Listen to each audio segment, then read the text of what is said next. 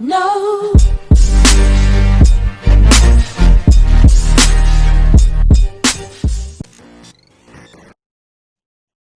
What's up, everybody? Thank you for tuning in to From the Ground Up Productions. This is Lady Miz, and I'm here with Ray. Yeah, that was good. And today, today's topic, we're going to be talking about why police continue to get away with murder and police brutality. We have a special guest, and the special guest is my friend, Monique Parker, who is a friend of mine of many years. Monique is the mother of her daughter, whose father was murdered by a police officer on July 4th, 2016 in Brooklyn, New York, by Officer Wayne Isaac. Monique has been actively fighting for justice. I wanted to bring Mo back on the show to continue to shed light on this situation, her situation, and for us to continue to try to have these cops have accountability for their actions. So I would like to introduce to you Monique Parker. How you doing, Mo? Hey guys. Okay, so just tell the people a little bit about yourself, and for those who don't know, I know I kind of summed it up a little bit, but tell them, who you are and what you've been up to lately in reference to why you're here on the show today. I'm a single mom, of course. I have 2 kids. One is Delrawn Smalls. That's the one that her father was murdered by Officer Wayne Isaacs, who is still an officer, who currently is on restricted duty because he has done something else. We're trying to get the records to see what it is that he has done, that he's in trouble again. I work every day from 6:30 to 9 o'clock at night. Today's my only day off from both jobs, so figured I'd come on and, answer a few questions. Haven't really, touched on nothing. I mean, we've been still trying to fight to get this guy fired. It's falling on deaf ears. Cuomo, he's a sucker. I don't know what it is, what's going on with this guy, why he's still paying this guy. Wow. So you said that this officer, Wayne Isaacs, is still in the police force and he's still on the streets, but he now have done something else in addition to the murder that he's done? Yep. And from what we were told, he was stripped of his gun. So he's on restrictive duty, like in the facility. Like, he's not on the streets right now because of, I don't know, we're trying to obtain what it is that he did, but they're fighting it. So he got a history of doing this kind of stuff then? Yep, he has a prior history before my daughter's father. Yep. That's, to me, this is the part that I just could never understand with the police department and the people who's supposed to protect and serve the people. These people have prior histories. They see, the issues that they're causing and the murders that they're doing out there. And I don't understand how many chances and why they get so many chances and how many times did it have to take for them to mess up before true justice is served and discipline is done correctly the right way. What I don't understand is that we're paying them to kill us. Like, it's our tax dollars. It's our tax dollars that is funding their lawyers to get them off of the murders that they're doing. So I don't see no accountability, no justice in none of this, because it's like we're paying to be killed and we're paying to defend them, because that lawyer that defended Wayne Isaacs was a PBA lawyer. It wasn't a personal lawyer that he went out and got. Wow. I didn't know that. Yeah. Okay. So basically, because what happens is a lot of the times, because when I follow this a lot, when these cops do stuff, like for example, what happened with Eric Gardner, the PBAs, they get on there. They're the ones who force the mayor and all of those to take their stance on not doing anything. Okay. Mhm. So that's the biggest problem with the police department is the PBA. So Yeah. let me ask y'all both a question, because this is something that I think a lot of us, especially Black people, we struggle with this.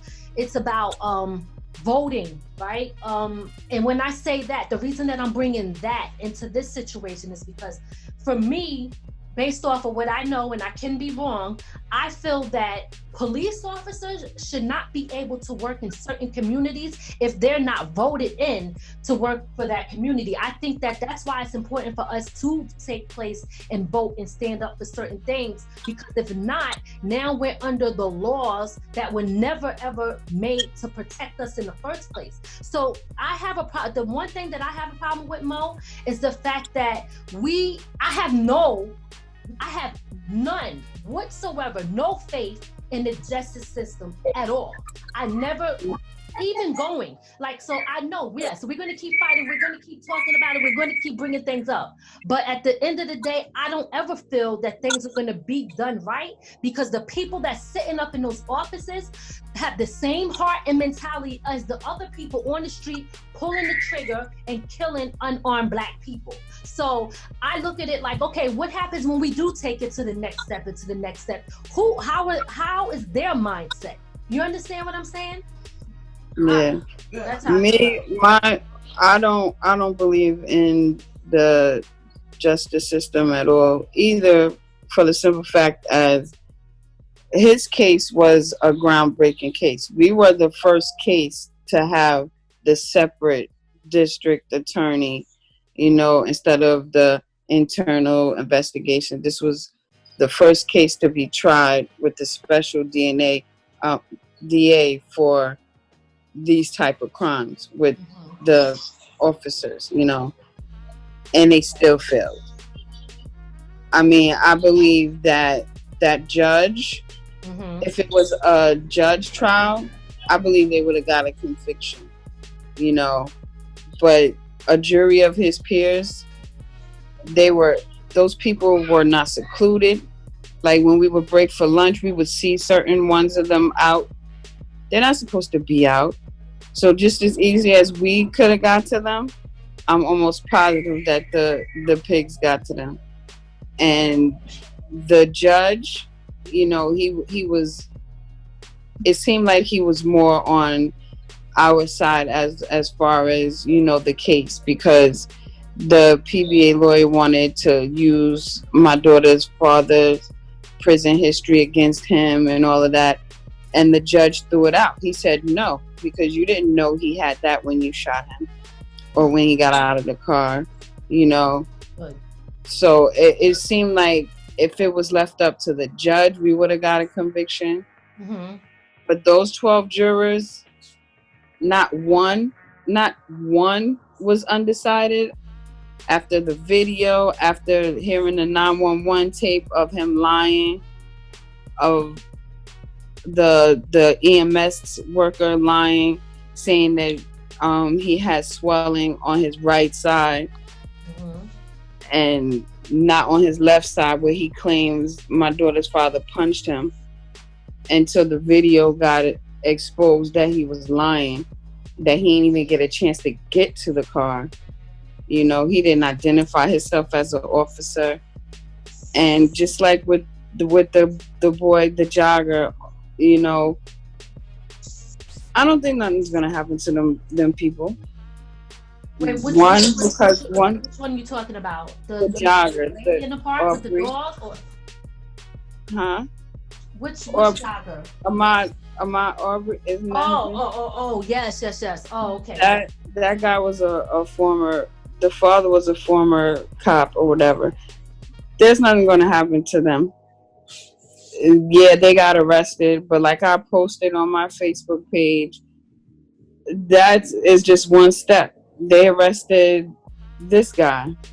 He went through a trial, and he still got off. Which brings me to my next point, but I want to first make a statement to that. I seen a post, and I had to repost it, and it said, remember, they didn't indict him because they saw the tape. They indicted him because we saw the tape. And this is another reason why I think that social media, a lot of times people like to talk bad about it, but I think that it's a way for us to get the word out there to people all over. Because if you leave it up to these small towns with these racists in these towns, they're going to sweep it under the rug. So I agree with you. There's a couple of questions that I have about the camera. When you think about the body cameras that's on these officers, that a lot of people may say, okay, well, yes, we need these body cameras. And I believe that they're good because we get to see things that we probably wouldn't have seen. But talk to me about what you think is, like, how beneficial is it to have a body camera in your eyes when it comes to that? It just makes people aware, but that's all it does, because at the end of the day, these people are going to do what they want to do and how they want to do it. It just makes people, know that these people have agendas. They try to be politically correct after the fact to justify their actions. But, to me, I just, after what I saw and that I experienced, I don't think video is enough evidence. It's going to take somebody with enough balls to say you're guilty. And so far, I haven't seen no judge, no commissioner willing to take that stand, no matter what evidence they see. Because without my case, it was laid out plain as day. With Ahmaud Arbery's case, it was laid out plain as day. And with my friend Angela Floyd, her cousin, Angela Floyd, right? I don't know. Her cousin is the one that got killed on tape, on live, with the officer's knee in his neck in Minnesota. Oh, just Monday. Oh, I mean, I know about that, but I can't remember who Angela Floyd is. Maybe if I see a picture of her or something. Yeah. The name is not totally ringing a bell. I know the last name, but the Floyds. The Floyds. Right. Well, he was related to them. Relation. Mm-hmm. Okay. You know what I gotta ask you, and I find this to be a touchy topic, because we look at people, what's going on now with what's his name, George Floyd. I want to get the first name right, with George Floyd, and we look at the rioting, we look at all the stuff that's happening, and then we look at the people that's out there. So it's a mixture of Black, white, Hispanic, all type of people, right? And sometimes we look and we say, well, look at these people.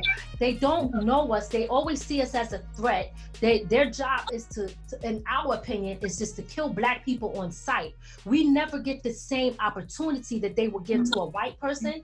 They don't de-escalate when it comes to us, but they know how to exercise that when they are dealing with someone who is white. But then we look at the officer that killed Delrawn, and he was Black. So tell me how you feel about that situation when it comes to racism and cops of different races that are white and Black. Well, I think it's a lot of their training. A lot of these cops go into it not to protect and serve. They go in there with hidden agendas of either they were bullied in school or, some type of agenda to where they gonna show that they the man now type of thing. Yep. But you can't, or what was you saying? I smell pissy or something, just something that where they had some deep rooted reason. They a lot of these cops is not going onto the force to take that oath the way they're supposed to, Yes. And with this cop, he wasn't from around he wasn't from here. He's from another country. He was a cop in that country. I wonder why he had to come up here and be a cop. Still, it's like they're blocking all types of ways for us to investigate this guy. And if we don't have the green to do that, or the right people that's willing, to go in to find out about this guy, nothing's gonna happen. They're gonna wait till he kills somebody else. Yep. I mean, that seems to always be the case. And once you turn blue, I don't look at like the color. Oh, it's a white cop, it's a black cop, a Puerto Rican cop. Once they turn blue, they all follow that same code. Anybody out of their code, dress code, is the enemy, and we can do whatever we want to them, and we'll be protected as long as we stay united. Yes. Which is a good point. I know some officers, right, that black, and I'm not gonna put their business out there, but they fight. They do fight, but they are the outcasts. They are the outcasts of the blue. So, when you have people that are trying to stand up, unfortunately, just like our lives are at risk, when they stand up and they're black, their lives and their family lives become at risk. And it's a sad thing that it's like that. And that's exactly why people are afraid to stand up and fight against what's going on inside of those buildings, because they fear for their life. Just like the people that fear for their life who's on the sideline recording the officer kill someone. Because in my mind, I'm saying, when the hell are we gonna come together and stop talking and saying, what are you doing? Stop, you're hurting him. I'm recording you. They don't care that you're recording them. They don't care that you're yelling. They don't care that you're crying. They don't care about none of that stuff, because at the end of the day, those people to me are heartless. They don't feel anything anyway. So to sit there and record means absolutely nothing. So the point that I'm making is, you got the people in there that are standing on that sideline recording because they also fear for their life. But it has to be a point where we start fighting back. And I'm not trying to really push violence. I'm really not. But I'm gonna say this, the same way how we have to fear for our life and our kids' life, unfortunately, until these cops have to fear for their life and their kids' life, when they have to do that, then I think that this shit would stop. Because right now, they are the bullies in the street. To me, the terrorists in the street. To me, like the gangs, like I think they're worse than gang members. So if we say protect and serve, if you're really doing your job as a police officer and you were protecting and serving, then we will feel safe when we see you. We will feel safe when you're driving behind us, because we know that you're going to protect and serve us. But we have a different feeling. That feeling is not a safe feeling. That feeling is a scared feeling and afraid feeling for our damn life. That means that you are not really living by what you said you were going to do as an officer. You're here to destroy and to kill. And that's what they've been doing, and that's what they've been getting away with. I got a question, Mo. Okay, good. If I'm right, I understood there was a petition going around for him to get fired at one point, right? Whatever happened to that petition? Did it ever? Every year we still do the blow up the mayor's phone, where we call. We did the petition. It fell on deaf ears, actually, So all we can do is just, we pick a one day of the year, which is the 4th of July, before the 4th of July, because they're closed. And we blow up Cuomo's phone. We post his number on Facebook, me and his sister. And we just share and have everybody call, asking for this guy's resignation, which was. Okay. Now, I was going to ask you, because shouldn't it also be the mayor also? Yeah, Cuomo. Okay. Cuomo and De Blasio. De Blasio is the one that's like fighting it, because he's the one who actually controls the the cop things, all the cop things. The mayor, everybody, like we flood the mayor, we flood de Blasio. Mayor de Blasio is the one that is like, he won't even acknowledge that this guy is a bad guy. Wow. De Blasio is the one. I mean, they're blocking us from getting to Cuomo, you know, because I think as much pressure as we put on de Blasio, you know, he's stopping it from going above his head to, you know, because those two are at odds. They argue publicly all the time. So that is our next point of attack, to try to get to Cuomo, because de Blasio is like a dead end. To see, you know, maybe their disdain for each other can somehow benefit us. When I hear you say that, it almost seems like they don't care about really protecting the person. They want to protect what they're able to do, and that's why they continue to let these people get off and try to justify their murders. Mm-hmm. I'm going to always go back to saying that, because that's exactly what it is. They need to justify what it is they're doing so they can continue to get away with it, because at the end of the day, in my opinion, there is an agenda in these stations, because I hear that a lot of these officers are told to target minorities, period. Mm-hmm. So when you hear something like that, and you know that there are Blacks and Hispanics and other people that are considered minorities working in the field, you know, it's like, well, wow, how, you know, it does make you think. When they put on that uniform, it's like you turn into a totally different person. It's almost like a cartoon, you know, they transform into something else. But I want to say, I got a question to ask you that I didn't get to. Can you tell the people who Delrawn was with when this happened? Delrawn was with his he has he's one now. Well, he's more than one. But at the time he was 4 months. He was coming from a barbecue with his baby mother, her daughter, and his new son. They were in the car with him when this happened. Yeah, when Wayne Isaacs cut them off, and Atlantic is a long vein. It's like 59, you know. So Atlantic and Brooklyn, you know, they went from all the way from the beginning of Atlantic to Bradford. That's where it happened, in front of Delrawn's cousin's barbershop, because that's where they were going to stop. And they got stopped at the light.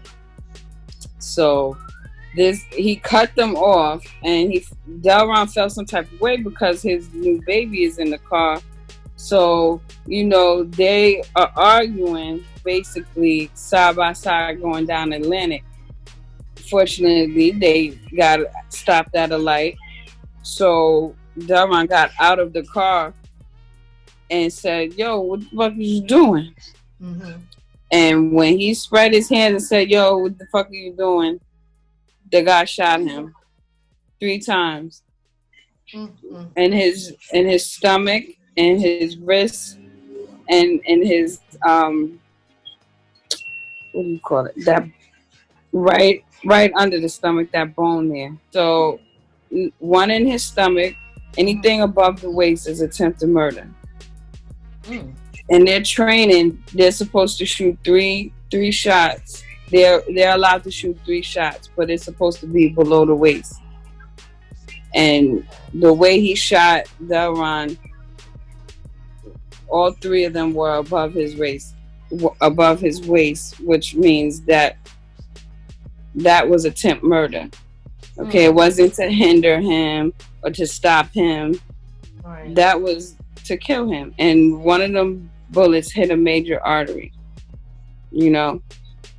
And they let him bleed out. This happened at 12. They did not pick my daughter's father up off the ground until 6 a.m.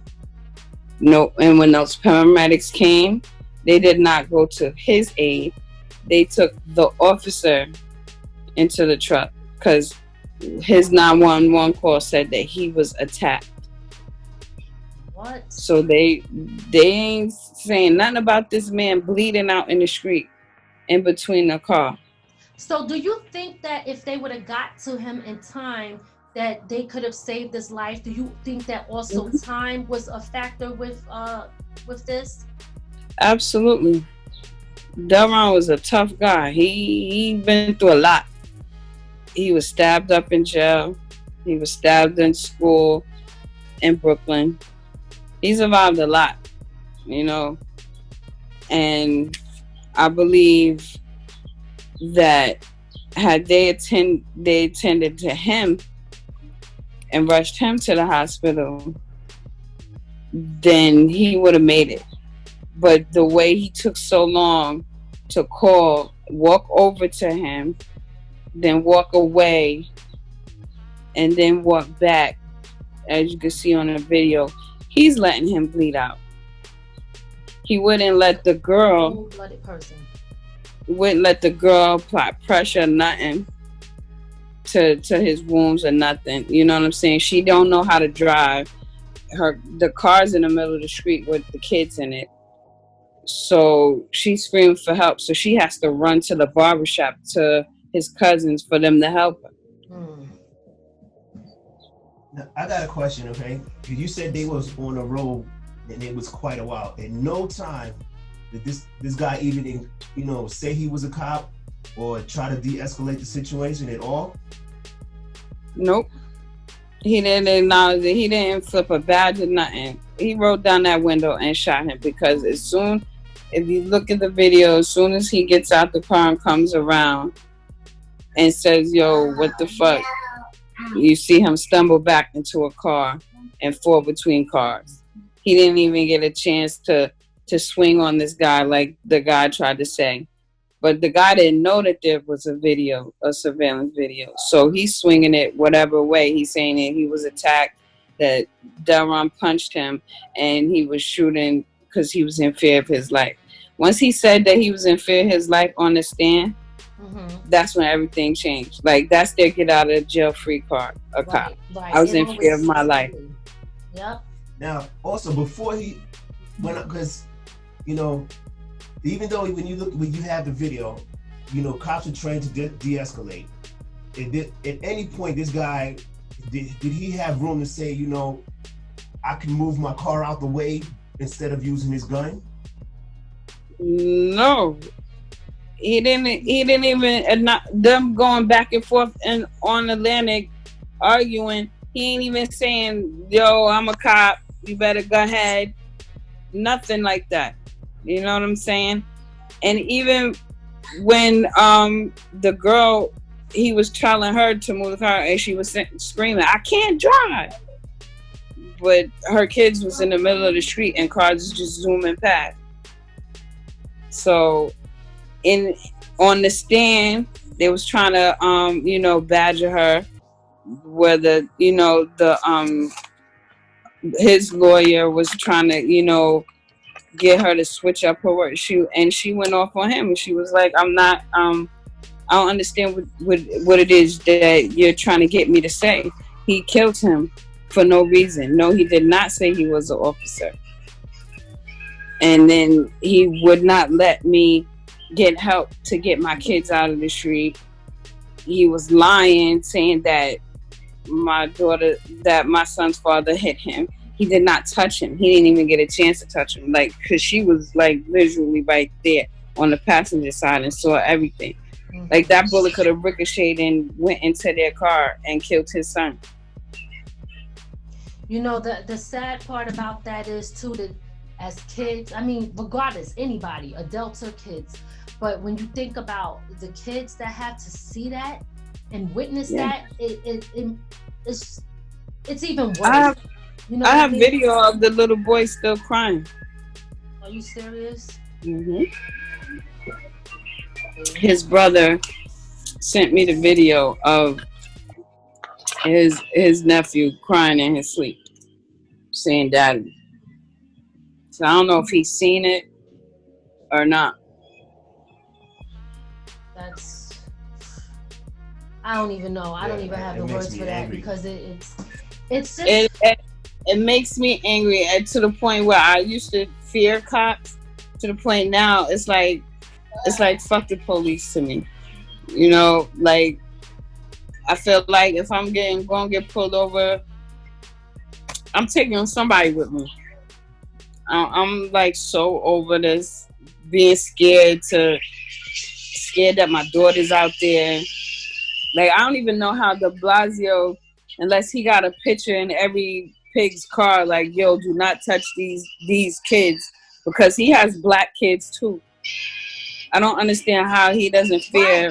Right. You know that when you think about it. But you gotta understand, they work for the man. They're gonna know who his kids are. His kids are gonna have probably police protection, making sure that because he is the mayor, they making sure that nothing happens to those kids. So he doesn't have the fear for his kids, and that's where the issue with who's elected. Yeah, but if they just so happen to go out, and one of them green ones that was bullied and just so happened to see a colored boy, tall, with funny hair, with some melanin in him, and he's not familiar with that picture of these kids are off limits. This black lady right here is off limits because she's my wife and these are our kids. You gotta live in constant fear if you have melanin in your skin and these people in blue. I ain't even saying white cops. I'm just saying the people in blue. I agree with you 100%. And again, it's like I said, it's crazy that, you know, this happened July 4th, 2016, right? Mm-hmm. We are in 2020, and right now we are still seeing the same thing happen to our people. Black people getting murdered on the street like it's nothing. So I want to know from you, how do you feel and how do you deal with things like this with George Floyd happening? How do you deal with this? And how does it make you feel about Delrawn? I'm just angry. I'm angry, and you know, something needs to happen. I'm not with the loot and stuff because that ain't solving nothing. Right. We need to get these people where it hurts. If it's their pockets, if it's their homes, something that means something to them, because they don't care if you tearing up that town. You live there, they don't live there. Exactly. You know what I'm saying? In Minnesota. Where is it at? Minnesota? Yeah, it's in Minnesota. So looking at that, I was following it for hours and then woke up and seen how it turned out in the nighttime. And I was listening to this guy and he was just saying a lot of stuff like, you know, this is our neighborhoods. Our mothers have to shop at these stores and get food and where they're going to go. And I find it so, I get it that people are angry. And I think that protesting is okay, but I think they're doing it in the wrong places. But however, I did see that some people were at the officer's house because they got the address, and I seen that a lot of they got an army. Yeah, they got an army guard. They got all protecting him. So my thing is, to the officers that's doing that, I know it's your job, but when do morals step in to say, I'm not going to support this guy because he's wrong and he's a murderer? Like, I don't know, like, people really go against their own morals when it comes to this. So in my opinion, what I believe, people take it to, if you're going to do that, you're going to burn it down, burn the damn officer's house down. I'm sorry. I'm not trying to sound funny, but I'm just saying, go to the people's house. Trying to get to where their families, go to them, because that's what they care about the most. And I'm not trying to come across as the type of person, but I'm just saying that when people want to get you, right, they go to the closest people to you to do it. And sometimes that'll make a person rethink their actions before they do it, because they know those consequences mean something to them. Right now, they have no real true consequences. They have Nope. none.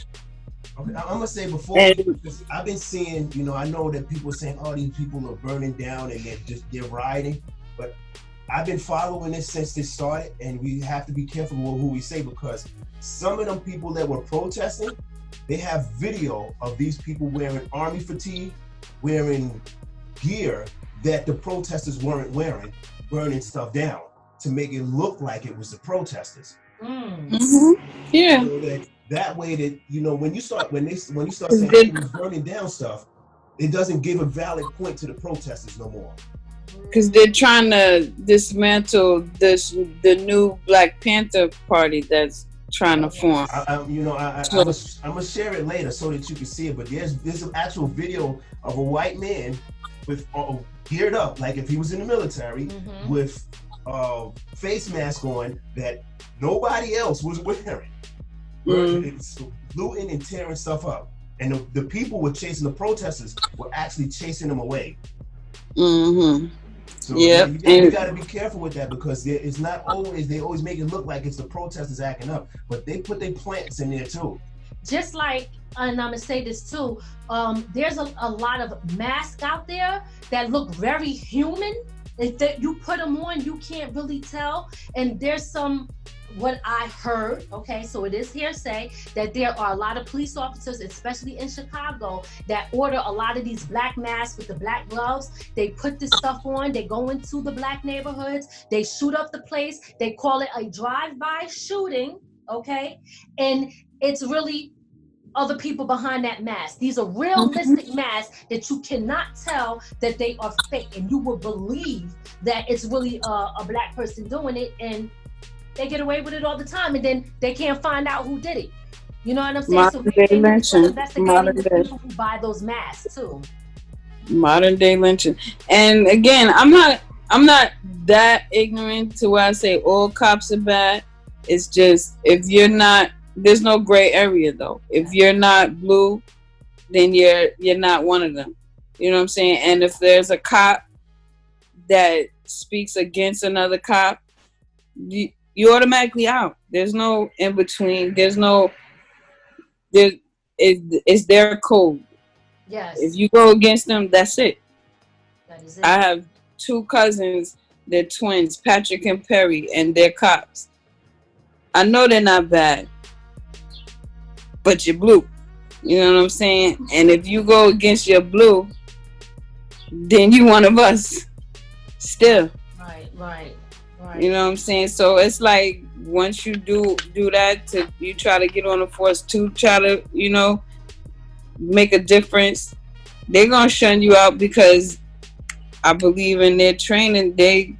Some in them, they have some special training where it's like, this is the agenda, this is what we're doing, and if you can't stomach it and you can't do it, then you can't be one of us, period. And that's the way I see all cops. So, I'm at the point where it's like, I can't be around them. I don't trust them. And at the end of the day, they could do what they want and get away with it. That's very I worry about my kids out there all the time, because I know that they're targets, because of how hard me and his sister and his brother is fighting against de Blasio and the 74 precinct, that is employing this guy. So like you said, their next way to attack is to get the people closest to you. Right. Because they know if they touch you, at the end of the day, if they do touch you, it's not nothing, but they know that what will hurt you. And my kids is like all I have. To me, that matters, Yes. This house, these cars, none of that matters. That's just right. Them. That's right. And if you're not blue, then you're not right. I like I said, I definitely agree with that to a certain extent. Like I said, I have people like that are police officers that are friends of mine, and I know that they really be trying to fight, but I know that they get shunned out. And I know certain things that happen to them where it's like they were put at risk. So it's sad because you do have some people that that are trying to fight, but it's so difficult for them to fight. But then I have a friend that says it's important for us to be inside those buildings. We need us in those buildings. But what happened when we do get in those buildings? Who do we become then once we're in those buildings? That's the questionable thing. I could say that. Here's what it happens. When we get in those buildings, this is what good cops need to understand. If they're a good cop, if you get in with your community will protect you, especially if you out there trying to make sure that the bad cop is getting removed. See, that's where the cops fail. When I see where they get into it and they get the blue one, they forget that there are people, especially if you're from that neighborhood, you should be able to grasp and get along with the people because you're from there. But that's where the issue is. A lot of these cops are feared because they feel like, you know what, if I get out into the neighborhood and these bad cops come after me, then the neighborhood won't protect me either. So I can understand the middle part, but to me, I don't know. I feel like you got to take a risk. That's the whole idea. If you don't take a risk, you'll never know what you can do. And I would say if some of these good cops, if they got in good talking to the gangs, like, hey, look, man, we're trying to help you. We're trying to clear up. These cops, those good cops, would probably be more protected from the neighborhood than they would if they was. And I'm not saying get in there where they start telling them shit, but like, hey, yo, you know who the bad cops are. I'm only here doing my job. Unfortunately, you got a lot of cops who get down there. They want to put that extra knee in your back, that or extra, your neck. You know, that extra arm around your neck, and that's what causes the issue. And I always feel like this, and I say this to our people: we outnumber the police in our neighborhood. And if we took the time, instead of, one person should be holding the camera, but more people should crowd around. You make a difference when you start to put pressure on them. You don't have to hit them. I mean, shit, you ain't throw a rock. If you see a cop doing something he shouldn't be doing, throw a rock at him. Hit him with a rock. Do something that would make the cop stop. And that's where the issue is. There's too much fear in our neighborhood. They created that fear. They created that fear by shooting and murdering people. People don't want to die because they know that is going to be the first thing that the cop do is aim to kill them. So that's exactly why fear has been created in our neighborhoods. You got 100 people standing around while filming. You don't need 100 people standing. I've seen just recently where the cops, or be grabbing up and slamming guys to the ground because they didn't have a mask on. It's 5 cops, 40 people standing there, everybody's running. Nah, it shouldn't be that. I mean, don't get me wrong. Like I said, I don't feel like, if the cop is not doing anything wrong, if he ain't doing abusive, let him be. But if once they become abusive and they start to abuse their power, then we have to show them that your power is not going to be what you think it is. This is not going to happen. Right. We got to also look back to the days where Martin Luther King and Malcolm X, they didn't mind sitting in jail and let them cops know, yo, it's not going to be that easy for you. And that's what we need back in our communities. We need Malcolm X. A lot of people go to jail and don't come out. Right. That's another fact. That's true. But I mean, how long are you going to do for throwing a rock? If you black, probably life. Okay. If you got 100 people throwing rocks, 100 people aren't going to jail. Well, they sure should have thrown a rock at that guy to get off of his neck. But he threatened to mace them when they tried to rush, because they did try to rush him. They did try to rush that cop. Rush his ass, knock him to the ground, something. They tried to rush him and he pulled out his mace. Yeah, see. I know we've been on for a while. I just want to thank you once again for sharing your time and your story with us. But what I want to know from you now is a few things. First, what is it that you want people to know that they can continue to do at this very moment to keep fighting for justice in the cause that we that you have going on when it comes to Delrawn, I keep saying, I know my accent is crazy. Delrawn, right? Delrawn, I gotta say it right. Every July, beginning of July, we call it flood the mayor's phone, asking for Officer Wayne Isaacs to be fired. Why is he still working? Okay. These are the things that they can say when they call. Why is he still working? Why is he not fired for the murder of Delrawn Smalls? In conclusion, we want everybody to know, if you want to continue to fight for justice, please, please, please, every 4th of July, and even if you don't want to wait till the 4th of July, you don't have to. You do it even before that. But definitely on that day, call this number that you see on the screen, okay? And say what Monique Parker just said, is asking why Officer Wayne Isaacs is still working, why he is not fired for the murder of Delrawn Smalls. Make sure you guys do that. Here is the number. Keep fighting. RIP to him, and RIP to everybody that lost their lives to police brutality and police murders. We have to continue to keep fighting, shed light, let our voices be heard, but also do have action that follow behind it. Not just talk about it. We have to do things to make these changes. Is there anything that we did not cover and talk about that you want the people to know? Nope. I just wanted that out there. You know, I don't think all cops are bad. I just think that they don't have an outlet either. Like, they're stuck. Once they're in there, they're stuck. Because if you're not blue and standing to their code, then you're out. And they're going to do anything that's possible to make sure you stay out. From either getting them fired, to threatening their people, to messing with their incomes, you know. Because we've seen it done for the people that try to stand up for Delrawn. That's in blue. So it's almost like joining the gang, but you can't get out, because if you get out, they might come after you, right?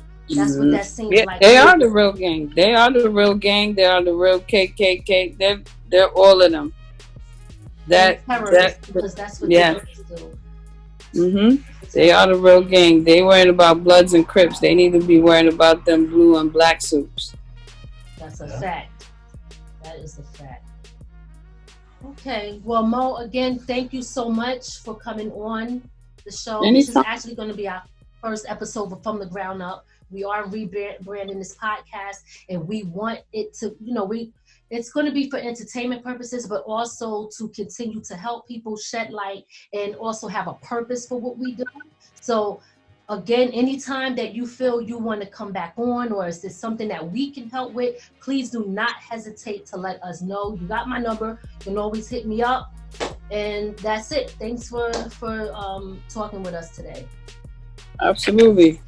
All right, guys, we are back, and we once again want to thank Monique for coming and taking the time to talk with us, and we want to continue to help shed the light on what is going on and continue to fight for justice. See, at the end of the day, when justice is served, then you stop fighting for it. So it doesn't really matter how long ago this happened, it still happened, and it's still happening to this very day. So until justice is served, we will continue to talk about it and keep it surfacing. It is not going to be swept under the rug. It's not going to fall on deaf ears. We're going to keep this in your ear and keep this in your memory until something happens. We want justice, point blank. And we're going to close it out. It's Ray. And this is Lady Miz. You tuned in for From the Ground Up Productions, and we'll see you on the next episode. Peace.